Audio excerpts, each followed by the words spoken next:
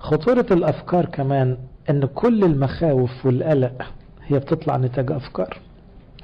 كلكم وكلنا عندنا نسبة قلق، نسبة خوف. هو ما هو الخوف إلا مجموعة أفكار. إيه القلق يعني؟ ليه واحدة تفضل قلقانة مش عارفة تنام عشان مش عارف ابنها مسافر ولا بنتها متأخرة ولا ما هي عبارة عن إيه؟ مجموعة أفكار، وتتحول إلى مشاعر، ثم إيه؟ ربكة في التصرف، وهكذا. سبب الحزن والكآبة برضو، الحزن عبارة عن مجموعة أفكار، بدليل 2 يكونوا عندهم سبب واحد للحزن بس الرياكشن مختلف تماما.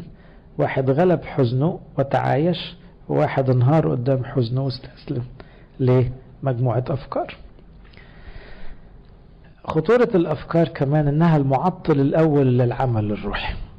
لو درستوا كده وفكرتوا هتلاقوا اللي معطل